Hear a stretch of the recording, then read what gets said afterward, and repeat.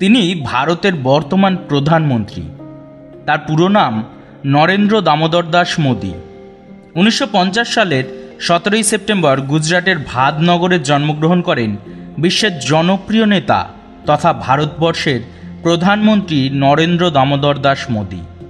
এছাড়াও তিনি গুজরাটের সবচেয়ে দীর্ঘকালীন মুখ্যমন্ত্রী ছিলেন, অক্টোবর 2001 থেকে মে 2014 পর্যন্ত। একজন দারিদ্র্যপীড়িত চা বিক্রেতা ছেলে থেকে একজন উন্নয়নমুখী নেতাতে পরিণত হওয়ার এই গল্প আজ গোটা বিশ্ব জানে। নরেন্দ্র মোদী গুজরাটের ভাদনগরে একটি নিম্ন মধ্যবিত্ত পরিবারে জন্মগ্রহণ করেন। তিনি ভারতের প্রথম প্রধানমন্ত্রী যার মা জীবিত ছিলেন যখন তিনি দায়িত্ব নেন এই দেশের। লোকসভায় তিনি বারাণসী কেন্দ্রের প্রতিনিধিত্ব করেন। 2014 সাল থেকে তিনি ভারতের বর্তমান প্রধানমন্ত্রী এবং এর আগে তিনি 2001 থেকে 2014 সাল পর্যন্ত গুজরাট রাজ্যের মুখ্যমন্ত্রী হিসাবে দায়িত্ব পালন করেছিলেন। লোকসভা নির্বাচনের 2019 সালে নরেন্দ্র মোদী সমাজবাদী পার্টি শালিনী যাদবের বিরুদ্ধে প্রায় 4,79,000 ভোটে জিতেছেন। ভারতের প্রধানমন্ত্রী হিসেবে দ্বিতীয় মেয়াদে 30 মে 2019 তারিখে তার শপথ গ্রহণ অনুষ্ঠানের আয়োজন করা হয়। তিনিই প্রথম বিজেপি নেতা যিনি তার 5 বছরের মেয়াদ শেষ হওয়ার পর দ্বিতীয় মেয়াদে নির্বাচিত হয়েছেন।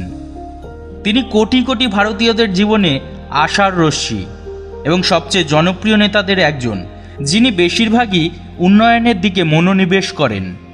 এমনকি আমাদের প্রধানমন্ত্রী নরেন্দ্র মোদীর मैं भी চৌকিদার স্লোগানটি শ্রমের মর্যাদার উপর এবং শ্রমিক শ্রেণীর সমর্থনেই প্রথম বলেছিলেন। তিনি এই স্লোগানটি বলেছিলেন কারণ তিনি অনুভব করেছিলেন যে তিনিও দৃঢ়ভাবে দাঁড়িয়ে আছেন এবং জাতির চৌকিদার হিসেবে কাজ করছেন।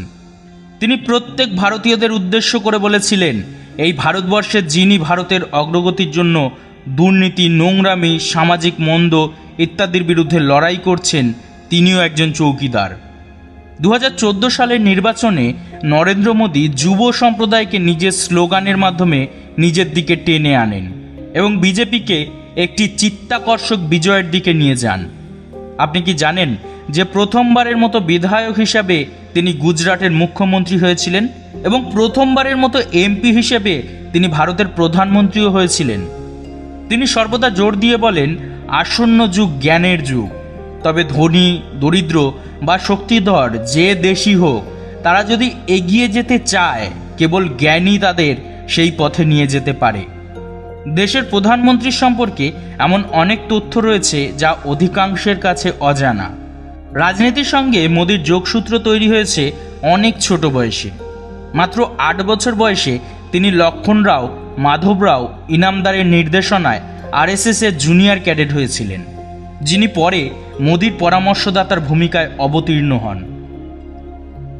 যৌবনেই সন্ন্যাসের প্রতি তাঁর আকর্ষণ। হিমালয়ে প্রায় 2 বছর নির্জনে কাটিয়েছিলেন। সেখানেই তিনি ধ্যানে মগ্ন হন এবং হিন্দুত্বের দর্শন গ্রহণ করেছিলেন। কেবল একজন রাজনীতিক নন মোদী, বই পড়ায় তাঁর অপার আগ্রহ। এমনকি গুজরাটে থাকাকালীন একাধিক কবিতা লিখেছিলেন দেশের প্রধানমন্ত্রী। 13 বছর গুজরাটের মুখ্যমন্ত্রী থাকাকালীন নরেন্দ্র মোদী একদিনও ছুটি নেননি। এমনকি তার ব্যক্তিগত সহায়কের সংখ্যাও কখনোই 3-এর বেশি হয়নি। দেশের প্রধানমন্ত্রীর স্বতন্ত্র সাজ পোশাক আজ তাঁকে বিশ্বব্যাপী ফ্যাশন আইকন হিসাবে স্বীকৃতি দিয়েছে। তার পছন্দের পোশাকের ব্র্যান্ড জেড ব্লু আহমেদাবাদেরই বাসিন্দা। তাঁর পোশাক পছন্দ থেকে আজ আইকনিক মোদি জ্যাকেট, মোদি কুর্তার মতো জামা কাপড় আলাদা করে ব্যবসা করছে। ইন্দিরা গান্ধীর পর তিনিই একমাত্র প্রধানমন্ত্রী যিনি নিরঙ্কুশ সংখ্যাগরিষ্ঠতা নিয়ে দ্বিতীয়বার কেন্দ্রের সরকার গড়েছেন। প্রধানমন্ত্রীর সোশ্যাল মিডিয়ায় প্রায় 92 মিলিয়ন ফলোয়ার রয়েছে। এখান থেকে স্পষ্ট, সোশ্যাল মিডিয়ায় প্ল্যাটফর্মে বিশ্বের সবচেয়ে জনপ্রিয় নেতাদের একজন তিনি। স্কুলে থাকাকালীন থিয়েটারের প্রতি প্রধানমন্ত্রী মোদির আগ্রহ ছিল অপরিসীম। নাট্য প্রযোজনাগুলিতে জীবনের চেয়ে বড় চরিত্রে অভিনয় করতে পারদর্শী ছিলেন। তাঁর এই গুণই নিঃসন্দেহে জনসাধারণের কাছে তার ব্যক্তিত্বকে আরও উজ্জ্বল করে তুলেছে।